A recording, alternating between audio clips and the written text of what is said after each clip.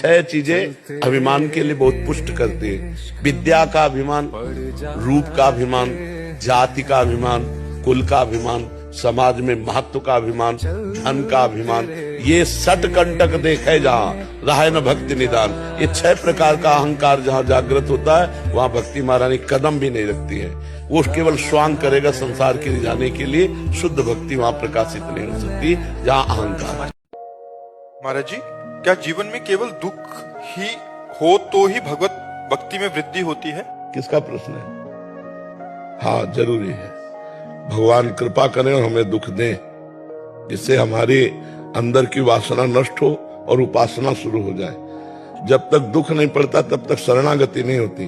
द्रौपदी जी अपने को भगवान का भक्ता मानती थी, लेकिन असली भक्ति का रंग आया तब जब दुख पड़ा और सभा में उनके साथ अभद्र व्यवहार होने की बात हुई, तो उनको जो भरोसा था वो असली में श्री कृष्ण का भरोसा पूरा नहीं था।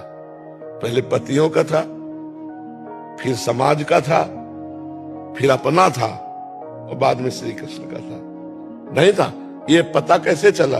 जब दुख आया तो पहले पतियों में भरोसा गया, फिर भीष्म आदि में भरोसा गया, फिर अपने हाथ से पकड़ा, और जब देखा कि अब नहीं तब त्राहिमाम, हे द्वारिकाधीश, हे श्री कृष्ण, भगवान वस्त्र रूप में यहीं प्रकट हो गए।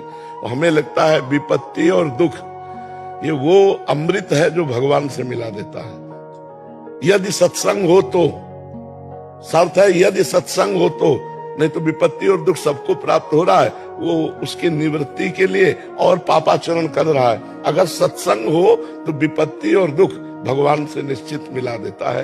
कि व्हाट इज स्पिरिचुअल लाइफ? सुबह उठ करके पूजा करना, अगरबत्ती दिखाना, भगवान के आगे तिलक लगाना, उनको भोग लगाना, प्रणाम करना, हनुमान चालीसा का पाठ करना, गायत्री मंत्र बोलना, इसको स्पिरिचुअलिटी कहते हैं। तो ये सब रावण भी करता था। अभी रावण की बात करके आए हम। रोज त्रिपुंड लगाता था, महादेव की ऐसी ऐसी स्तुतियां गाता था कि महादेव उसके सामने आकर के खड़े हो जाते थे। देवता नतमस्तक रहते थे।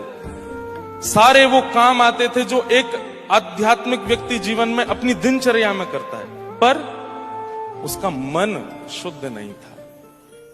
और मन शुद्ध ना होने के कारण आज तक भी, ब्राह्मण होने के बाद भी, आज भी हर दशहरा पर भारत के कितने दशहरा मैदानों में उसको जलाया जाता है। इतना नाश तो किसी का नहीं हुआ जितना रावण का हुआ। हजारों लाखों वर्षों से जलता आ रहा है। ऐसा किस बात का स्पिरिचुअल था वो? स्पिरिचुअलिटी केवल और केवल उसके बाह्य रूप में थी, मन में नहीं थी, मानसिकता में नहीं थी, बुद्धि में नहीं थी। इसके बाद भी क्या अधोगति हुई रावण की। लोग कहते हैं बहुत अच्छा था, भगवान के हाथों मरा। भगवान के हाथों मरा, लेकिन आजकल तो हम इंसान ही मार रहे हैं उसको। ऐसी अधोगति।